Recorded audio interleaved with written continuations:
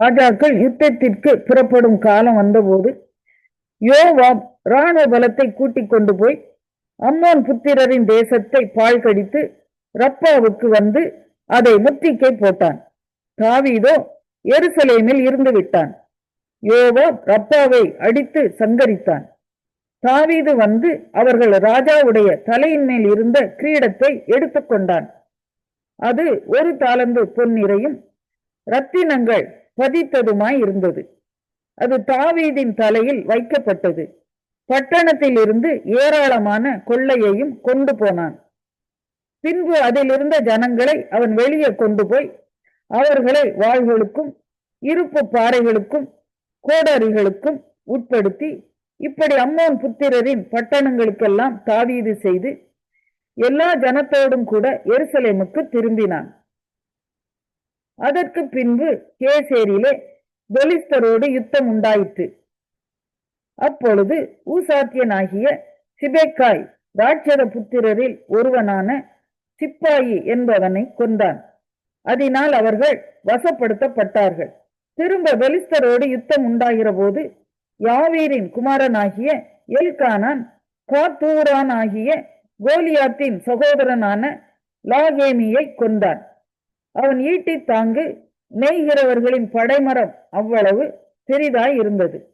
மறுபடியும் ஒரு யுத்தம் காத்திலே நடந்தபோது அங்கே நெட்டையனான ஒரு மனுஷன் இருந்தான். அவனுக்கு அவ்வாறு விரலாக 24 விரல்கள் இருந்தது. அவனும் ராட்சத சந்ததியாய் இருந்து இஸ்ரவேலை நிந்தித்தான். தாவீதின் சகோதரனாகிய சிபேயாவின் குமாரன் யோனத்தான் அவனை கொண்டான். காத்தூரில் இருந்த ராட்சதனுக்கு பிறந்த இவர்கள் தாவீதின் கையினாலும் அவன்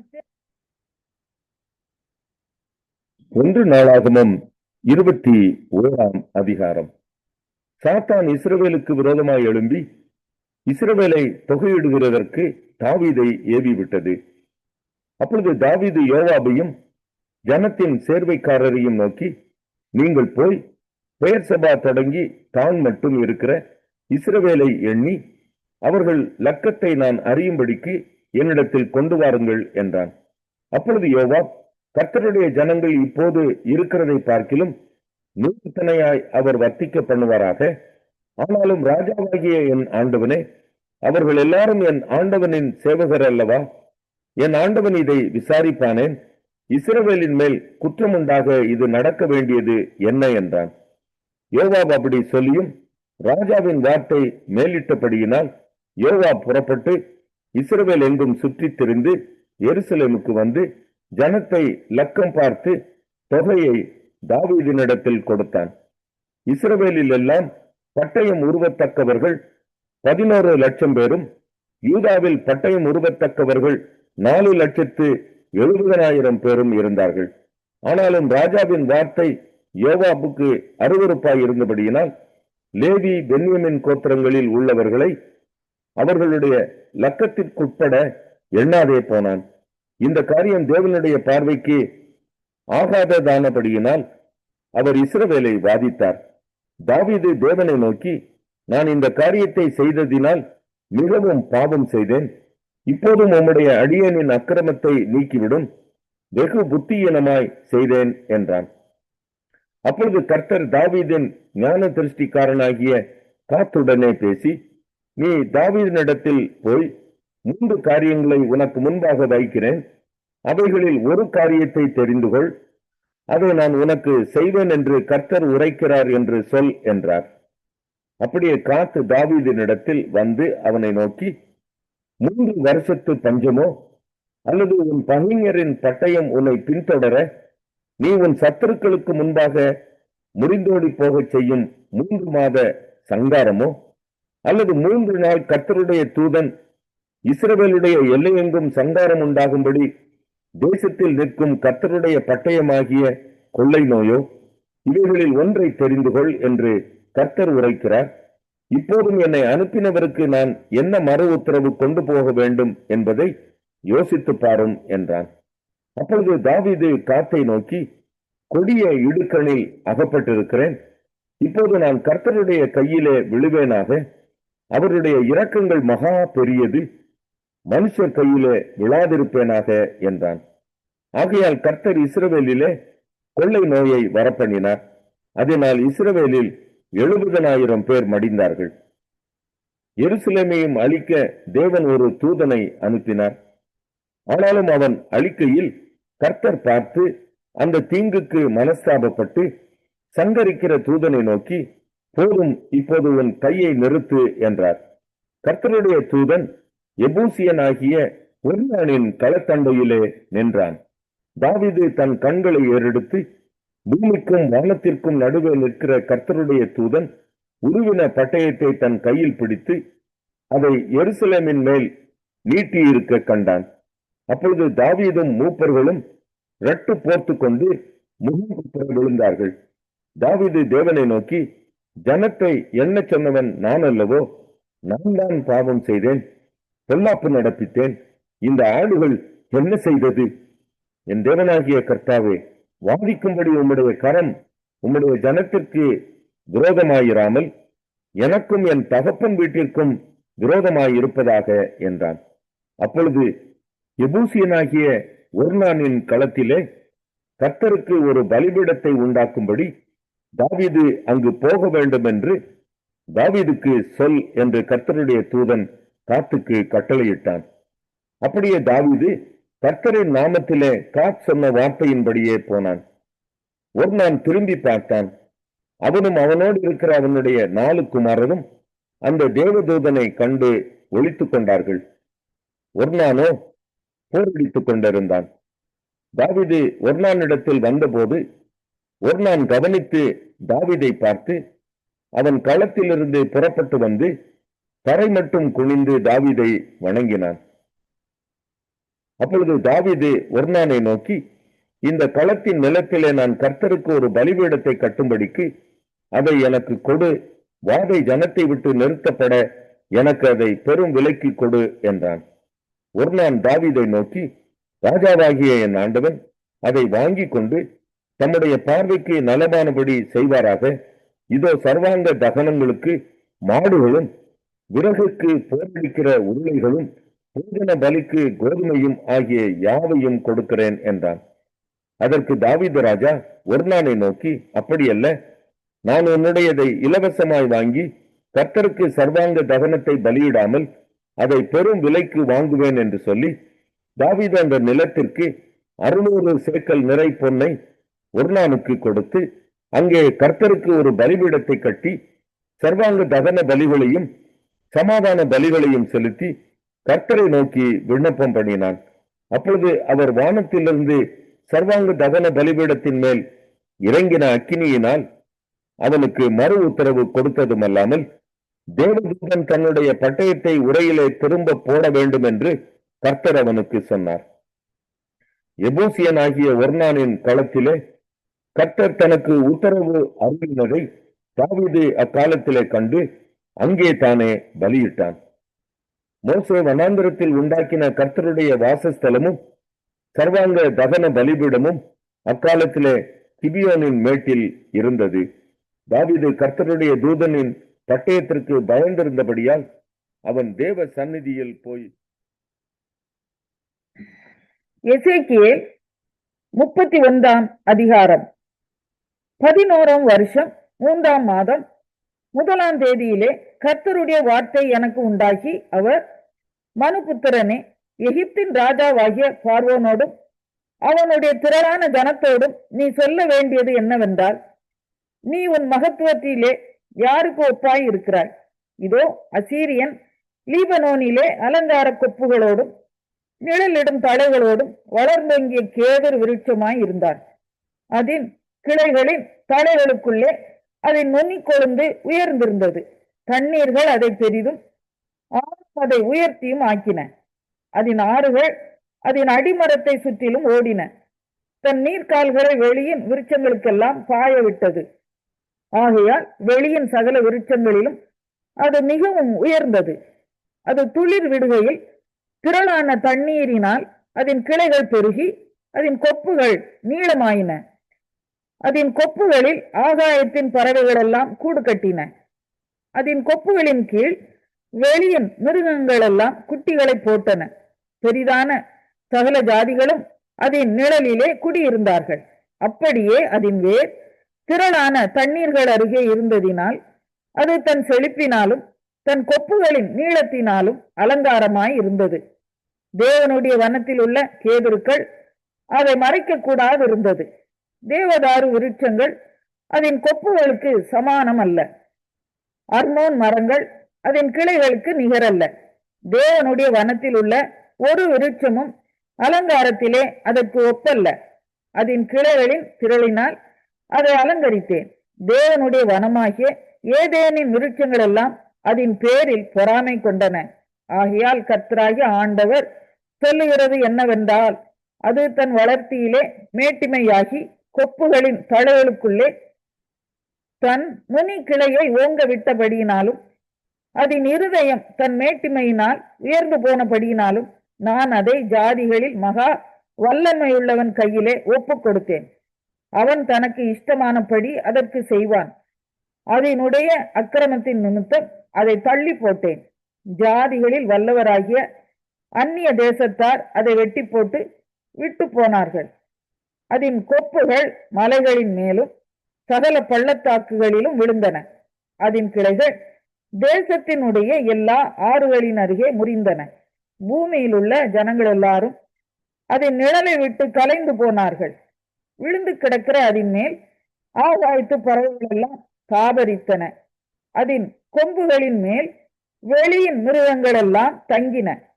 தண்ணீரின் ஓரமாய் வளருகிற எந்த விருட்சங்களும் தங்கள் உயர்த்தியினாலே மேட்டிமை கொள்ளாமலும் தங்கள் கொப்புகளின் தலைக்குள்ளே தங்கள் நுனி கிளையை ஓங்க விடாமலும் தண்ணீரை குடிக்கிற எந்த மரங்களும் தங்கள் உயர்த்தியினாலே தங்கள் மேல் நம்பிக்கை வைக்காமலும் இருக்கும் பொருட்டு இப்படி செய்வேன்.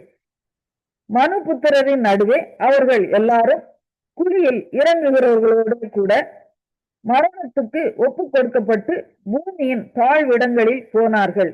கர்த்தராகிய ஆண்டவர் சொல்லுகிறது என்னவென்றால், அவன் பாதாளத்தில் இறங்குகிற நாளிலே புலம்பலை வருவித்தேன். நான் அவன் நிமித்தம் ஆழத்தை மூடி போட்டு திரளான தண்ணீர்கள் ஓடாதபடிக்கு அதன் ஆறுகளை அடைத்து அவன் நிமித்தம் லீபனோனை இருளடைய பண்ணினேன். வெளியின் விருட்சங்கள் எல்லாம் அவன் நிமித்தம் பட்டு போயின. நான் அவனை குழியில் இறங்குகிறவர்களோட கூட பாதாளத்தில் இறங்க பண்ணுகையில் அவன் விழுகிற சத்தத்தினால் ஜாதிகளை அதிர பண்ணினேன். அப்பொழுது பூமியின் தாழ்விடங்களில் ஏதேனின் விருட்சங்களும் லீபனோனின் மேன்மையான சிறந்த விருட்சங்களும் தண்ணீர் குடிக்கும் சகல மரங்களும் ஆறுதல் அடைந்தன. அவனோட கூட இவர்களும் ஜாதிகளின் நடுவே அவன் நிழலில் குடியிருந்து அவனுக்கு பயபலமாய் இருந்தவர்களும் பட்டயத்தால் வெட்டுண்டவர்கள் அண்டையிலே பாதாளத்தில் இறங்கினார்கள். இப்படிப்பட்ட மகிமையிலும் மகத்துவத்திலும் ஏதேனின் விருட்சங்களில் நீ எதற்கு ஒப்பானவன்? ஏதேனின் விருட்சங்களோட கூட நீயும் பூமியின் தாழ்விடங்களில் இறக்கப்பட்டு பட்டயத்தாலே வெட்டுண்டவர்களோட கூட விருத்த சேதனம் இல்லாதவர்களின் நடுவிலே கிடப்பாய். பார்வோனும் அவன் கூட்டமும் இதுவே என்று கர்த்தராகிய ஆண்டவர் உரைக்கிறார். பவுல் எபேசியருக்கு எழுதின நிருபம் 1 அதிகாரம். தேவனுடைய சித்தத்தினாலே இயேசு கிறிஸ்துவனுடைய அப்போஸ்தலனாகிய பவுல் எபேசுவிலே கிறிஸ்து இயேசுவுக்குள் விசுவாசிகளாய் இருக்கிற பரிசுத்தவான்களுக்கு எழுதுகிறதாவது, நம்முடைய பிதாவாகிய தேவனாலும் கர்த்தராகிய இயேசு கிறிஸ்துவினாலும் உங்களுக்கு கிருபையும் சமாதானமும் உண்டாவதாக. நம்முடைய கர்த்தராகிய இயேசு கிறிஸ்துவின் பிதாவாகிய தேவனுக்கு ஸ்தோத்திரம். அவர் கிறிஸ்துவுக்குள் உன்னதங்களிலே ஆவிக்குரிய சகல ஆசீர்வாதத்தினாலும் நம்மை ஆசீர்வதித்திருக்கிறார்.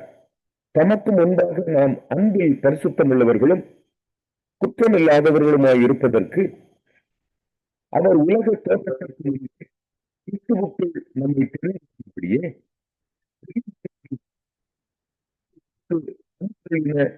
தம்முடைய கிருபையின் மகிமைக்கு புகழ்ச்சியாக தம்முடைய தயவுள்ள சித்தத்தின்படியே நம்மை இயேசு கிறிஸ்துவின் மூலமாய் தமக்கு சுவீகார புத்திரராகும்படி முன் குறித்திருக்கிறார்.